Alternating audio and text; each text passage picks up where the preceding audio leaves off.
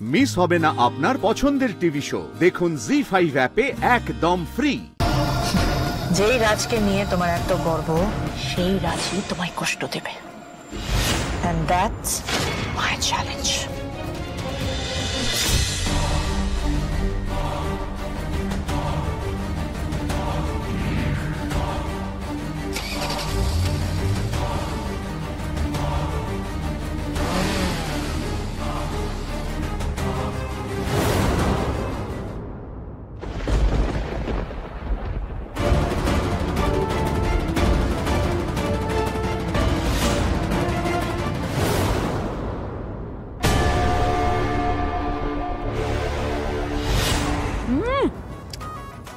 কি ভালো কি ভালো, যেমন দাম এটার তেমন কিন্তু গন্ধ, তেমন খেতে।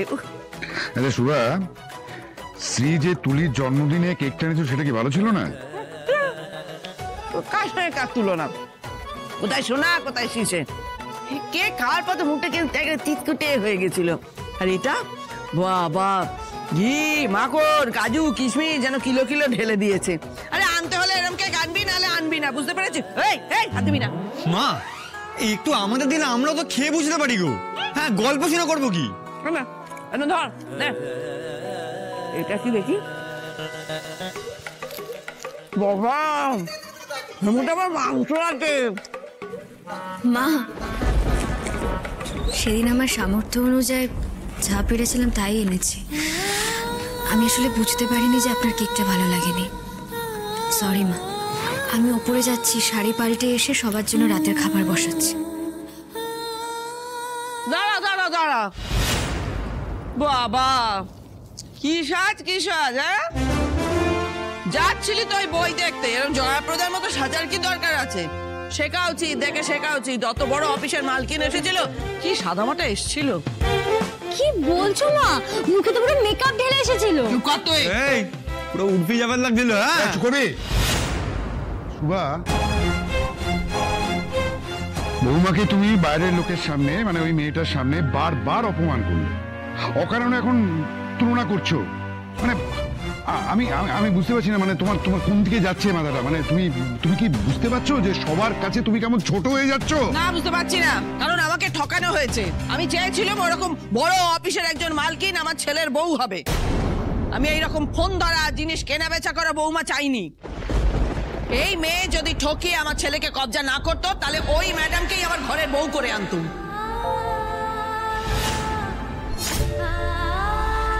কি সত্যি মাথা খারাপ হয়ে গেছে? হ্যাঁ, কি শুরু করেছো তুমি? তোমার কি মনে হচ্ছে তুমি চাইলে ওই মেয়ে তোমার ছেলেকে বিয়ে করতো, এই বাড়িতে আসতো? তোমার কি বুদ্ধি শুদ্ধি সব লোপ পেয়ে গেল? মা, আপনি এতদিন ধরে আমাকে অনেক কথা বলেছেন। আমি কোনোদিনও মুখের আ পর্যন্ত কাড়িনি। আমি আপনাকে নিজের মায়ের মতোই সম্মান করেছি, ভালোবেসেছি। কিন্তু আজ যে কথাটা আপনি আমাকে বললেন মা, এই কথাটার পর একটা কথা আপনাকে না বলে থাকতে পারছি না। এই কথাটা বলে আপনি শুধু আমাকে অপমান করলেন না, এই বাড়িতে আমার অস্তিত্ব নিয়ে প্রশ্ন তুললেন মা। তুই ঠকিয়েছিস তো আমাকে, আমাদের সবাইকে ঠকিয়েছিস, তারপরে আবার সম্মান আশা করছিস। হ্যাঁ মা, এবার বাজে কথা বলা বন্ধ করবে প্লিজ। আমার বউয়ের অপমান আমি সহ্য করব না। আর শোনো, আমরা কেউ কাউকে ঠকাইনি, একে অপরের সত্যিটা জানার পরে বিয়ে করেছি। আর এই যে দেখছো না, এই যে স্যুট পরে এখানে দাঁড়িয়ে আছি, এটাও স্ত্রীর জন্য।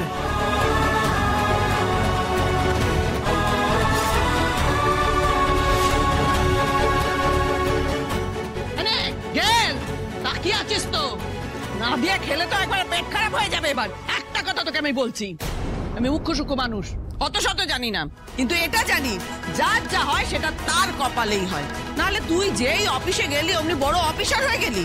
কতজনকে তো দেখছি বছরের পর বছর শুধু ঘষছে ঘষছে ঘষছে। আসলে ওই ম্যাডাম, উনি হলেন জহুরি, সেই জন্য তোকে ঠিক চিনেছে।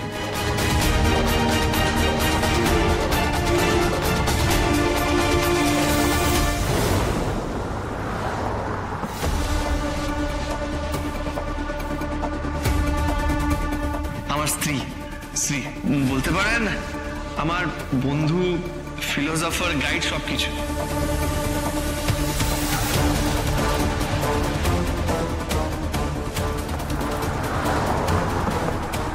ম্যাডাম, আপনি বলছিলেন না যে আপনি আমাদের বিয়েটা দেখতে পারেননি, তাই সেই আক্ষেপটা এই সুযোগে আমি মিটিয়ে দেবো।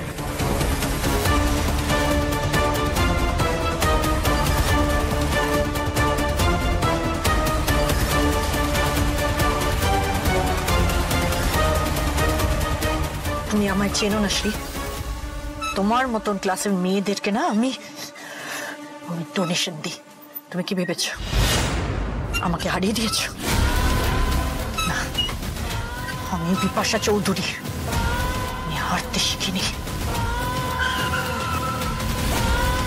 মা, তুমি যাই বলো না কেন, ওই মহিলাকে না আমার একদম সুবিধার মনে হচ্ছিল না। দেখেই মনে হচ্ছিল খুব বদমাইশ। আর বৌদি কালকে সারা রাত ওনার জন্য রাস্তায় দাঁড়িয়ে থাকতে হয়েছে। আর আজ কি সুন্দর সেজে গুজে সিনেমা দেখতে যাবে ভাবলো, কিন্তু দেখো উনি এসে এমন শিকড় গেড়ে বসলেন। আরে বাবা, সব যখন জানেন তখন তো চক্ষু লজ্জা হারিয়ে যাবে, কিন্তু না, উনি খাবেন, গা এলাবেন, বাথরুমে যাবেন, দাঁড়াবেন। একটা সময় কি মনে হচ্ছিল বলতো, উনি ইচ্ছে করে দেরি করে দিল ওদের। তাই আমারও কিন্তু একবার এই কথাটা মাথায় এসেছিল, কিন্তু কেন বলো তো? ঠিক বলেছো ক্যাপ্টেন, এই মহিলাকে কিন্তু আমারও সুবিধার মনে হচ্ছিল না। সে যাই হোক, এই চক্করে তো ওনার বৌদির বিয়ের ভিডিওটা দেখা হয়ে গেল। উনি যেমন তোদের ঘুরতে যাওয়ার প্ল্যানটা ক্যান্সেল করেছে, ওই গোলমরিচের ঝালে ওনারা কিন্তু এখন নাকের জলে চোখে জলে অবস্থা। এটা তুই ঠিক বলেছিস, বেশ হয়েছে। থাম তো তোরা। আমি তো একটা জিনিসই বুঝতে পারছি না, মানে আমি এতবার করে ম্যাডামকে বললাম যে ম্যাডাম আমরা একটু সিনেমা দেখতে যাবো, কিন্তু উনি মানে। ম্যাডাম কেন বলছো রাজ? তুমি তো ওনাকে নাম ধরেই ডাকো, তাই না? আরে উনি তো ফতোয়া জারি করেছেন না, মানে এটাই নাকি কর্পোরেটের দস্তুর, আমাকে নাম ধরেই ডাকতে হবে। হ্যাঁ, সবাই তো এত বড় বড় অফিসে ঢুকতে পারে না। ফোন ধরে যারা অফিসে, তারা এত কথা জানবে কি করে? আরে মা, তুমি একটু দাঁড়াও তো। মানে শোনো মা, ওনাকে কিন্তু সবাই ম্যাডাম বলেই ডাকে, কিন্তু আমি যেহেতু ওনার ওই নিজের প্রজেক্টে আছি, তাই আমাকে নাম ধরে ডাকতে হবে। কে জানে, আমি সত্যি এর আগে কোনোদিনও এরকম অফিস দেখিনি রাজ।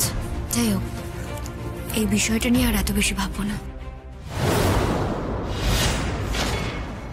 এটা বিপাশা চৌধুরী হেরে যা পালিয়ে আসা মেয়ে। এটা বিপাশা চৌধুরী হতে পারে না, না, কিছুতেই না, না, না, না, না, না, না।